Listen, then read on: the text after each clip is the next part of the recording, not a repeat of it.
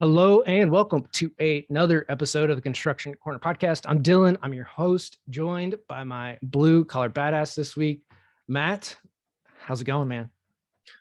It's going good. It's good to be back on the mic with you. It's been another hot minute, but things are just crazy this time of year, and it doesn't seem to be slowing down. So we'll take it while we can get it. Well, that's going to be the core of I think today's show is how to keep your foot on the gas, keep it moving, keep it progressing forward, and not lose your shirt in the process. It's going to be the theme of today's episode. It's so important right now, man, because no matter what's coming, and nobody can accurately predict what's actually coming. But if you sit down and wait now and try to catch up later, you're already behind. And that foot on the gas mentality is what will carry us all straight through this thing and out the other side far better. Absolutely. So before we got on and hit the record button, you're gonna tell us about a cool roof that you've done. Yeah, so we're doing this big renovation to frankly a shithole building here locally, and we're turning it nice and new. And long story short, we budgeted to replace about 25% of the roof deck. Once we got the old membrane off, we were thinking maybe it was going to be 100% of the roof deck that had to go. We settled on just less than 50. So it's safe enough for the roofers to walk around on it. I personally won't go up there. But last Friday, I got a call. They started to unroll the new membrane. It was supposed to be a 45 mil TPO that's going back down. And the foreman of the crew called his boss because he opened up 6 different rolls and they were all bad, which Wow. I've never heard of. They were delaminating. They said it looked like pizza blisters in the middle of the rolls. Now they've already got, they've got like 6,000 square feet of insulation board down, and it's supposed to rain that night. So you can't leave that shit exposed, right?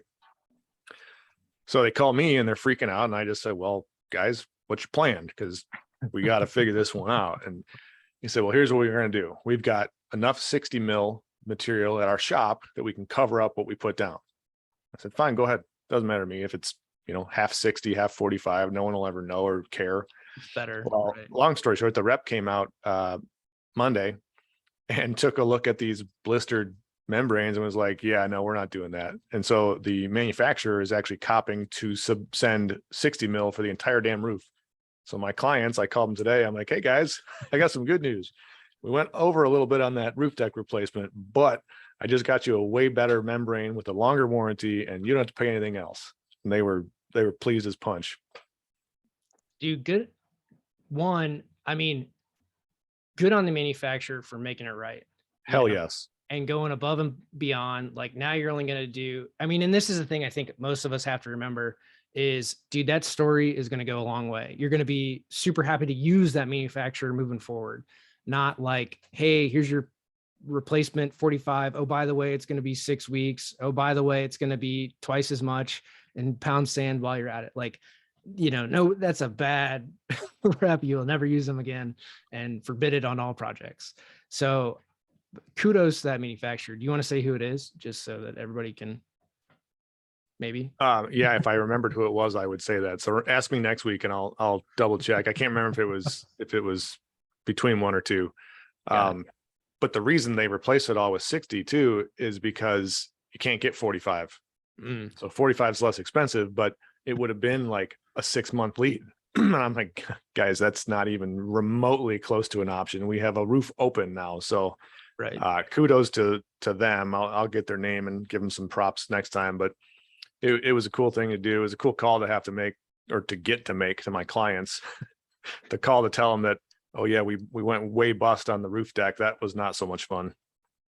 Right. But on the other side of it, you get this nice new. You win some, you lose some. And with pricing doing what it's doing still today, it's just insane.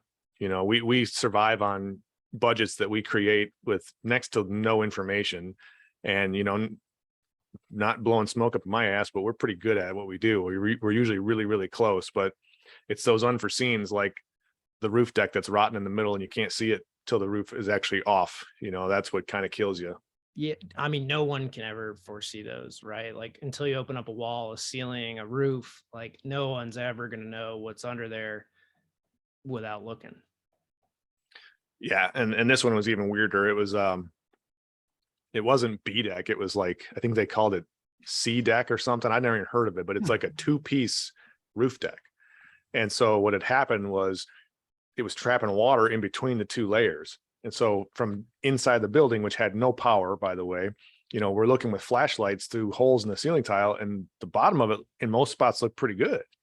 But then when they peeled the membrane off, you could see it looked like somebody sprayed it with a Gatling gun. Yeah. Damn. That's Well, the fun of renovation work. yeah, I mean, again, like there's always like those hidden gems and then those hidden like monsters that you Yes, come across, right? Like, oh, hey, like there's nice wood floors under this shitty shag carpet, for or like sure. the stuff that you, you run across, or like, hey, look, there's like real like plaster under this, god awful wallpaper. Yeah, it's renovation work is not for the faint of heart. Not to just tell stories, but that same job, the electrical service comes in the back of the building, and there's a big ass conduit in there existing that runs out to the front where there were some panels. Turns out that there was no cable in that conduit, and the building's like, I don't know, 400 foot wide. So that was a big hit in the face, but we were able to kind of flip everything upside down a little bit and relocate the incoming panels to the back of the building. We took up a little bit of space that the owner wanted for something else, but it also saved them like 80 grand, and Lord knows how long to get that much cable right now. Jeez. Well, I mean, and that's a kind of a good segue into a real problem that everyone's having is pricing. Like everybody knows that gas prices are going up. Like as we record this in July of 22, gas is like just under or right at $6, depending on where you go and find gas for here. And that's for, 87, not Well, but even but diesel. our president says it's what, less than $4 in 20 states now. Oh, good for them. Like, I mean, in California alone, well, and this is the thing too, like, so California, they, for a bit where Newsom was going to give out $100 to residents. And it's like, dude, that fills one tank. And it's just like, really? Cause they wouldn't put a moratorium on the gas tax, which is 25 cents a gallon. Yeah, So in California, or more than that, it's like 40 cents. It's stupid. Like California is the highest gas tax.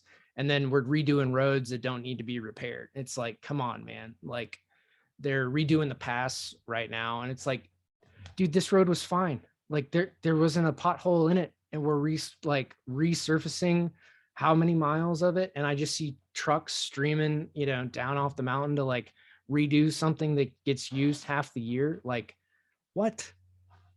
listen, man, you gotta launder that federal infrastructure money before you can put it back in the pockets. Well, they just did that with the mask stuff, like that $1 billion in masks that never got delivered, from Yeah. it.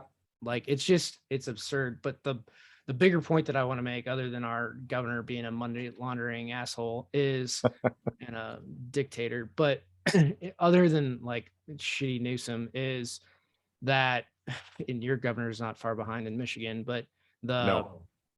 the bigger thing that I want to get at is dude, gas is going up across the country, right? Diesel fuels at like a record high for all your shipments, everything that you guys get to your job site. Like, and it's not like this is a hidden cost that like, people don't see every day. It's not like, oh, what's the price of steel, today in tonnage, right? Like your customers have no clue about any of that. What's a foot of wire? Nobody knows, except the electricians and people that are doing this every day.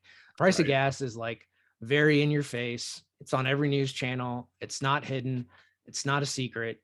And so like people know that costs are rising. And so to make sure that you're not losing your shirt with like transportation costs and get stuff to the site and like fuel surcharge, right? That's been on forever. This is something that you're going to have to address with your clients, and to just pass it on, like keep your normal margins, but like pass just the cost of like what you need to keep operating and not just not have forced to shut down your business because you can't pay for gas of all things. So like this is it's a somewhat delicate conversation to have with your clients, very nuanced. Like, this is not a like, hey, eat this conversation, but one that's like on the other side of it, you're going to be able to have better conversations with your clients, that you're going to come out of it, just like with that manufacturer for roofing, you're going to be able to say like, hey man, Matt treated me really well through this, like, did what he needed to survive, didn't make me, take it on the cheek for the whole thing. And, I got a building on time, and, we didn't completely, blow the budget out of water. It wasn't, crazy. It's imperative. I mean, how many times do we talk about proper communication on this show? But it's more imperative now than ever. We have a glass and glazing contractor we use a lot. They're on 3 different projects.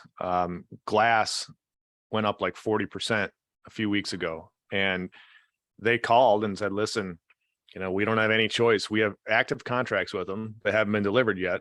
And they came out, they were honest. They said, we're going to pass the cost on to you. We won't put any markup on it. We'll show you exactly what it is. We can give you any documentation you need. And, at the end of the day, it wasn't crazy. They fought really hard on our behalf, which was cool, but you have to be able to do that. Otherwise, there's a balance, right? Because this isn't like an estimating problem where like somebody screwed up. And when that happens, I'm more apt to say, well, tough shit, you're going to eat it and you'll learn. This is a problem of massive proportions in our world, our country, especially right now. And we all got to have a little grace and be able to smooth these things over, or nothing's going to get done, because what'll end up happening is that guy will just go out of business. He'll just say, screw it. I can't eat it. I'm going to die. And then they go away, and then we're all worse off for it anyways. Yeah, I mean, the ripples of that, for that guy to not operate, right? It's not only his family, but the businesses that he went to, the people that he affected. And then if he had any staff, their families, the businesses that they went to. And this is on like your local community, guys. This isn't like going to affect, like I'm in California, Matt, you're in Michigan. Like if you went out of business, like it's not, I mean, it'll affect me, in other ways, but like direct dollar value, it's going to affect your community, right? It's going to affect all the people that you deal with in your local thing. Like this, it doesn't, like harken back to 2010, like Vegas's real estate problems didn't affect me when I lived in Indiana. Right. Like it's very localized to the problems. But the thing that this really goes back to is construction in particular, you cannot export, you cannot outsource. It is in your local communities, and this is taking care of the people that take care of you and do so on a very regular basis. So to not do right by other people right now is it will, you're going to shoot yourself in the foot for not taking care of other people. Yeah. I mean, especially in what I do as a paper GC, I mean, we do a lot. I won't downplay it, but we don't do shit at the same hand, right? We're not the ones out there staffing job sites. We're not buying material directly often. So if we don't have our specialty contractors and trade partners on our side and willing to, dodge the bullets with us, what am I going to do? I can build a mean house, but I'm not going to build a large commercial building by myself. All about the team. And this goes to the next point that I really want to make is, as we're going into these hard times, as we're going to go into a time where things are going to be a little more uncertain, things aren't going to be, smooth sailing like they have been. Granted, the last 2 years have not been smooth by any means, but you guys know what I'm referring to. Like, it's not going to be an easy waters ahead. There's going to be a lot of turbulence, a lot of problems. And the thing that I want to bring up on today's show is make sure that you lock in any contracts that you can. This is foot on the gas time. Lock in product, get the manufacturing runs done, lock in your steel, lock in your wire, lock in your drywall, lock in all that stuff.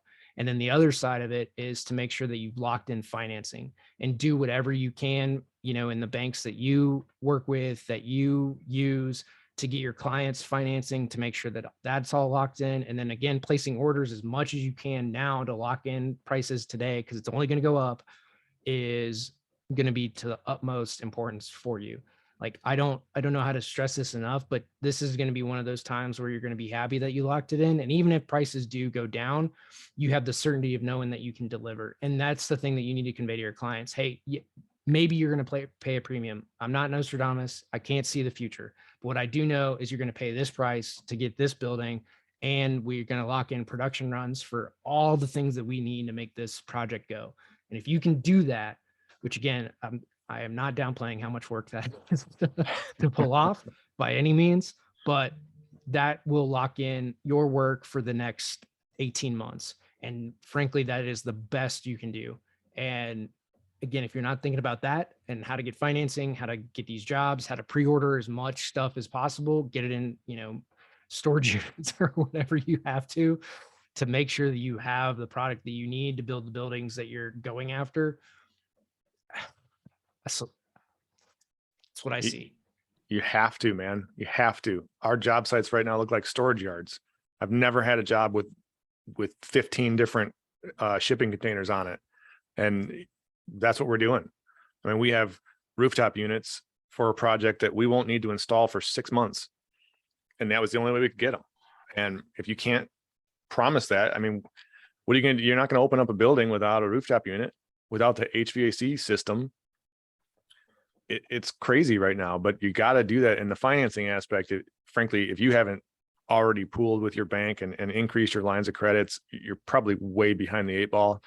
You should be talking to people like Scott Pieper, who can help still. You should be talking to your banks, talking to, different non-traditional financing sources, because you need to have a safety net to fall back on. Because if it comes down to, let's just use rooftop units. If you can buy this rooftop unit for 10 grand normally, and there's only one left in town and they're selling it for 20, who's going to get it, right? Who's going to win? And that's a simplistic example, obviously, but you gotta insulate yourself as much as humanly possible, because without cash flow, this industry is, we're fraught with problems as it is. Without proper cash flow, you're done. And those are showstopper pieces. And again, for lines of credit too, you should be using them, even if you're pulling, 5-10 grand at a time out of them and then and just putting it back month over month, just to show that you're using those lines of credit, so that the bank doesn't throttle you down or anything like that. You need to show usage on them. If you could do more and just pull it for a month, put it right back, again, it shows usage for your credit lines, and that helps a ton to keep them active.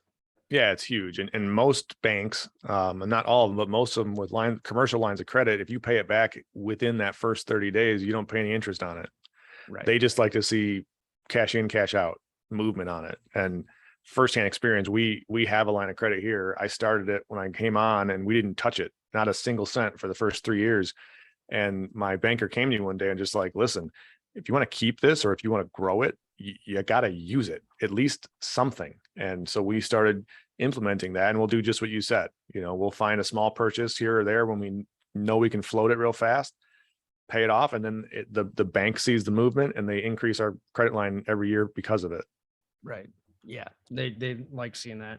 And then really the last point, we're short on time to get today, guys, but our last point is, during these times when the going gets tough, when things aren't necessarily always in your favor and things that you can't control, not only do you need to control the things that you can control, but is to fight for every inch of productivity, every percentage point that you can, every piece in every area, not only on finance, but pricing. Be aggressive with, hey, if we prepay this stuff, instead of doing 60, 90-day terms, can we get, 5 points off? Right? Like things like that, you need to fight for every single inch that you can, because it's going to matter. It's going to matter now more than ever. If you can add 5% to your bottom line and you're doing 10, 15 million in, projects, right? At 10 million, 5%, that's 500K straight to the bottom line. So now is the time, if you've never cared before, to fight for every single inch that you can. And get creative. I've got guys that come to me constantly saying, hey, if we prepay this, we can save, 10%. We'll split it with you. All right, I'll float it. Let's go. Let's get it. Right. Don't be afraid to have those conversations. And And on the GC side, don't be afraid to talk to the owners. Listen, we're going to bill you now, but we're going to order this shit and we're going to put it in a box, but then we can guarantee you have it. We guarantee we can still get you open on time. You can open your business and then you can have at it with the rest of us slugging along in this economy trying to make it. Yeah, at the end of the day, they want to open their building, and that's what it comes down to, guys. So, I mean, have these conversations with your owners. They need to be involved. Your subs need to be involved. Your specialty contractors, everybody across the board need to be involved in these discussions, right? Hey, can we pre-order? Can we get stuff? Can we guarantee that we have it in hand, right? And you're not going to use it on somebody else's project. That is ours. And then to get all this stuff, get financing, have the pricing conversation, fight for every inch. And at the end of the day, you're going to be way better off for it. It's going to make these projects go that might not otherwise go. You don't want to be steel up, roof on, and like, oh shit, we can't get drywall. That's a problem, or whatever it might be, or some stupid hinge that is going to take 6 weeks to do it. Like whatever that might be. So again, guys, fight for every piece of it, fight for every inch, and that's how you're going to get through this next wave of problems you're going to run into. Absolutely, man. Foot on the gas. There's no slowing down now. All right, guys. Short episode today. we squeezed it in, but thank you guys for listening. Feel free to share this. This is a quick hitter. Thank you guys for listening to the show. We really appreciate you. If you have time, go leave a review. Make time, go leave a review and comment. It helps us to grow the show. We don't run ads. We don't do any of that stuff. So just appreciate you guys sharing it. Take a screenshot, post it up, tag us, and we appreciate you guys. So until next time, that is this episode of the Construction Corner podcast.